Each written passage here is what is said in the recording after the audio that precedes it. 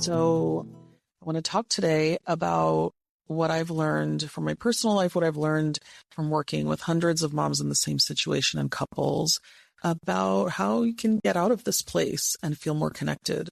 So have you ever been in a place where even though, you have access to your partner day to day, you're in the house together, you have moments where it just feels incredibly lonely and just you have a sense that you are on your own, that no one's seeing what you're doing, seeing what you're going through, trying to connect and understand what life is like for you day to day and what you're sitting with, what you're struggling with. Yeah, unfortunately, this is super common and it's not fun. It's not fair. And this isn't right. Like, this isn't what we want in our relationships during this very special time in our lives where we're supposed to be connecting as a family. I think, unfortunately, it gets ignored and avoided and kind of swept under the rug, and moms move on and couples just ignore the disconnect or the isolation. It's like, you can be in the same house, you can be making dinner together, but somehow on an emotional level, it's like being on two different islands, right? So I'm going to start by getting into what moms can do to start bringing some clarity and understanding for relief around this state of being, and also what partners can be doing. And I'm going to talk about what partners can be doing. I mean, this is kind of ideas of what you can ask for if any of them ring true for you or resonate for you, and also bring the partners into this episode to listen and try to understand as well.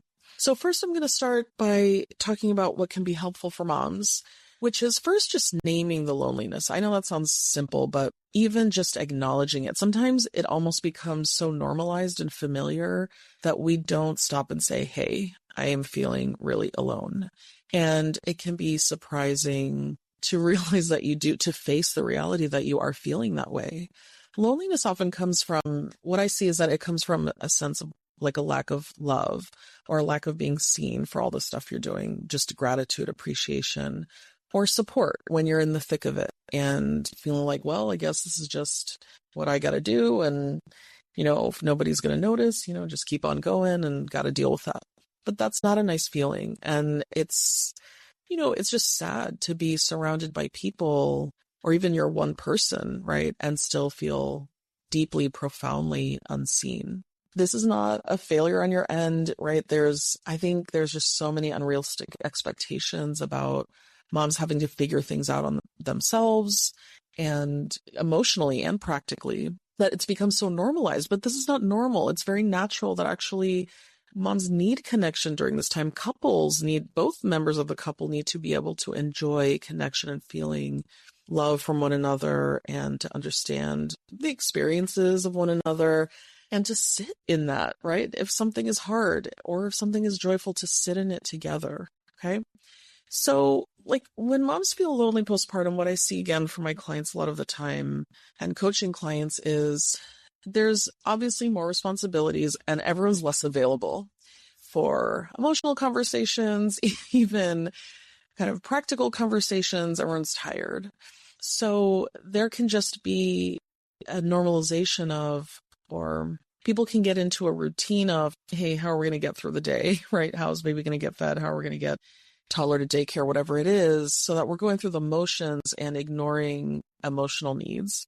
Often, people might be paying more attention to how baby is doing. Like, once baby comes and, even as time goes by, it doesn't mean parents don't have needs or that they might not be going through this huge adjustment, even, into older ages of their children.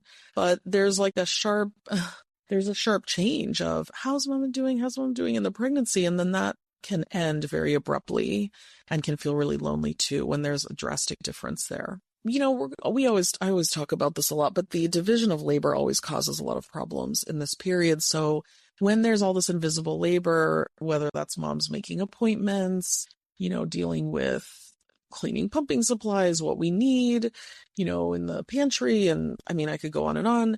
When all of that's going unseen, that also feels lonely. And someone can just feel like invisible to their partner, that all this stuff is getting done and it's not being acknowledged, and it's exhausting. And not only is it exhausting, that mental energy is exhausting, but it can bring a sense of depletion, or you can feel even more down when those kind of things aren't being appreciated.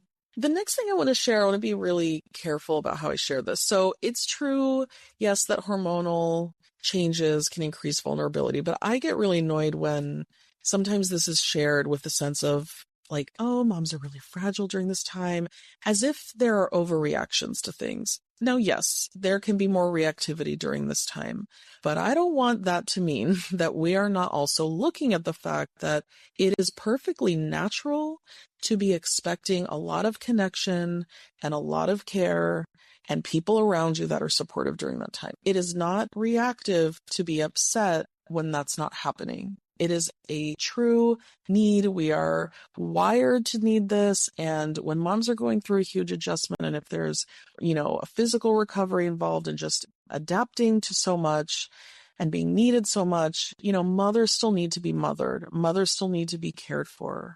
Mothers need that attunement. Okay. So I want to be careful that when we talk about hormonal changes, that it's not, I don't want to go into this perception as if it's, excessive needs being asked for, or that there's excessive reactivity and things like that. We have to fight this individualistic narrative in our culture that's pretty predominant. I mean, I hope people are listening from different places, and that, some of you, I hope, are surrounded by people and communities and feel the difference from that. But I think the majority at this point, it's pretty individualistic, and there's an expectation of just get on with it, figure it out on your own. Nope. That is not actually how we're supposed to be going through this time, okay? We're wired to feel safe through closeness. And even small moments of distance can feel much bigger postpartum because there is a greater need at this time. Look, another factor that I notice and I hear about a lot is that, people's social networks can shrink. So even if you have even let's say if you're an introvert and you have a handful of 2 or 3 friends, or even if you're an extrovert and you have a lot of acquaintances, a lot of contacts with people might be reaching out or dropping food or whatever it is. You don't have usually the same daily adult interaction just doesn't continue. And conversations might be really directed around, again, focused on the baby and a little bit less about you. So that can leave you feeling disconnected too. And I don't know. I remember after my first, I had people around me. I had people I could call.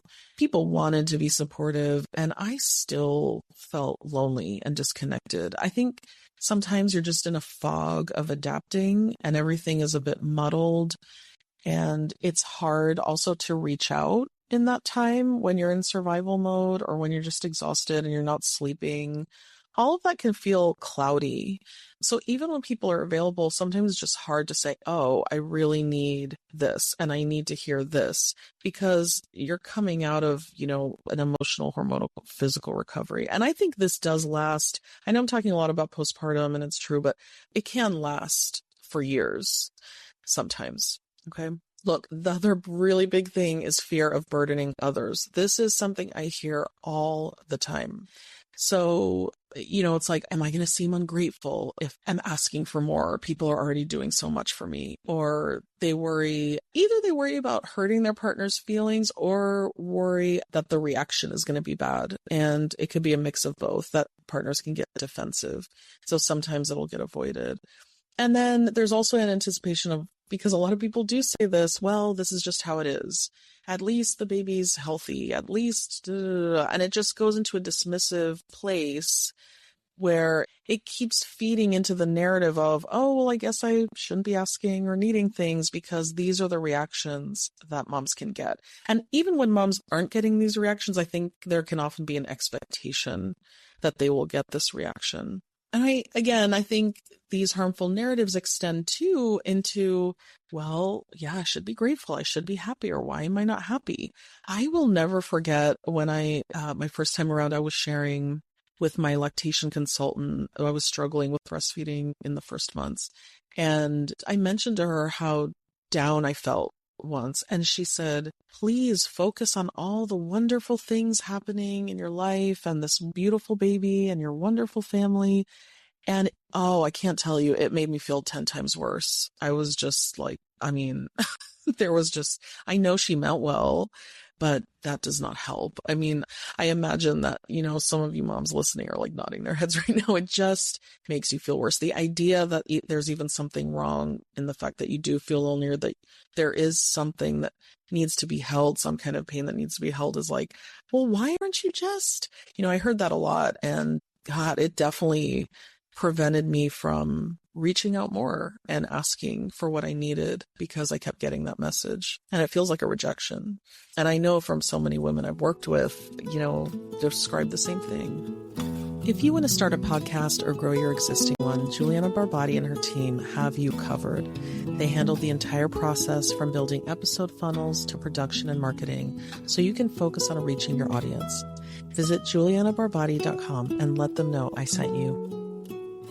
There's also like a lot of cultural messages telling us that, I think being a mother is sacrificing. And of course we do. Parents sacrifice. That is a part of it, but not to a point where completely ignoring our own needs or there's self-neglect. That is not what like healthy sacrificing in parenthood is. And I remember actually when I used to provide social support before I got my degree at Postpartum Support Virginia, and we would be sitting with these women, postpartum moms, in a circle. And there were these pictures above my head, like behind me, of all these different women. It was like, 7 or 8 different photos of women just in total delight and glee, throwing their babies up in the air and, oh, ooh, oh. And I remember we would look at those sometimes and I would point there and be like, yeah, is this what you were expecting? Is this what you think you should be feeling? And they all, oh man, every time I asked that question, it was like, yes, yes, yes. And of course, there should be delight and joy. That's what we want, for there to be joy and delight. But it makes it harder actually to enjoy the wonderful moments when nobody is holding the hard moments with us, the hard parts. And so when we can let ourselves feel that, know that we have the right and that it's natural to feel the struggle sometimes, and that we actually need someone to hold it with us, to say it's okay, to say it's natural, say we'll get through it together. It makes it easier to connect with the joy. Okay. So sometimes it can be hard to find language for what you're feeling, like words to put to what you're feeling. And I would say keep things as simplified as possible for you at this time, which is, do I feel sad? Do I feel angry or irritated? Do I feel gratitude? Do I feel delight? Just the most basic core feelings. Do any of those feelings resonate for you? What are your needs? Okay. And being able to just very simple in expressing that. Okay. For example, even in the haze of postpartum, having some kind of clarity, being able to articulate, I want to be more appreciated. I'm angry that my partner isn't showing me appreciation, even something that simple. Or I want to be able to just cry in my partner's arms without them trying to come up with a solution or without them getting uncomfortable. I just want him to hold me while I cry. Or I want to be asked how I'm doing more during the day and to be acknowledged, that something's hard. So keep it as simple as possible for yourself. It doesn't have to be super complicated. You don't have to be, trying to be like, a psychologist or a therapist in your own right. Just identifying what you would love to hear, what would be comforting to you in that moment. Okay. I want you to remember too that even with and for the partners that are listening to, even with a dedicated partner, even for husbands or partners that are truly intentional, who truly have the best intentions, there are walls that can come up unintentionally. And sometimes when we don't know what's helpful, we make mistakes. It doesn't mean that someone doesn't care or that they don't want to try, but a lot of people don't get enough education around what moms need, what couples need during this time. That's part of why I'm here. It's just not, that information isn't, I think, widely shared enough, especially about relationships. So when walls come up unintentionally, I talked a lot about how lonely I felt and how there were a lot of misunderstandings and what I needed. I mean, I didn't understand myself. And even though I had a very dedicated, attentive husband with wonderful intentions, that there was some, I think, not understanding or not being aware of what I needed at that time. And of course, everyone's so exhausted, it gets tough. The second time around was after getting my degree, after working with moms for years. And after learning what I learned in school and through working with moms in my specializations, God, my family was so much better prepared. I was able to understand what I needed, how to express it, and I did express it. And that made things so much easier. So I want to help you by sharing what I know from years of experience working with moms, from my own experience and seeing the difference. Okay. So my couples are always surprised how powerful the smallest gestures are, right? And I want to get into how partners can help without fixing anything. It's not even about problem solving. It's just about presence at this point. Okay. So again, this is a really good point for them to listen. The whole podcast would be good, but like this part in particular, partners do need to see loneliness as a signal, not an attack. Okay. Sometimes partners can get very defensive because they're like, well, I'm trying so hard or I'm doing so much and I'm also not being seen for what I'm doing. But it's not a judgment about effort or love. It's not a decree on being a bad partner. It's just, you just need to respond with curiosity instead of defensiveness. It's a huge adjustment and it might need kind of a new approach. That's all. Okay. And if you're in the thick of it or major survival mode, by the way, this isn't the time to be expecting moms to be articulating perfectly and expressing themselves. Again, sometimes this is a really cloudy, foggy period. And sometimes it might just be like, hey, I'm having a hard time. I can barely make a complete sentence or understand how I'm feeling. I know you love me. Can you please just hug me? Can you please share more appreciation for me during the day? It would make a huge difference. I know you mean well. These are just things I need at this time. Okay.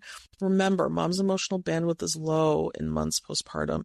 And even if you're in a situation where you have toddlers or you have older kids and the bandwidth is maybe a little bit larger, it's still hard. And watch defensiveness when, your partner's expressing needs. So I'm about to get into some tips on what is really helpful. And I'm telling you, I bet some partners out there are going to be like, even moms are going to be like, seriously, that's it?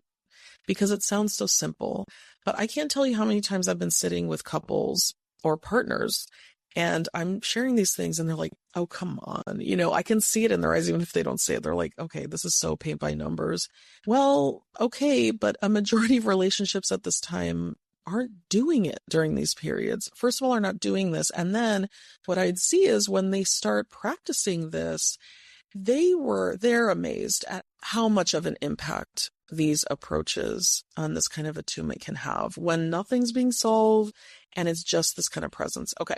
So just to emphasize, and I know this is like pretty redundant, but offer presence, not solutions. I cannot tell you how many times I hear, oh my God, I'm so tired of someone trying to, my partner just trying to fix something. I just want them to listen. Okay. So first of all, listen. I know there's an anxiety probably in partners many times. It's like, oh my God, something's wrong. I want to help. And that can come from a loving place. It can come from anxiety. It can come from a discomfort around things being messy and not in control. But, my biggest advice here is just listen, be curious first. You can say things like, that makes sense. I'm so glad you told me that.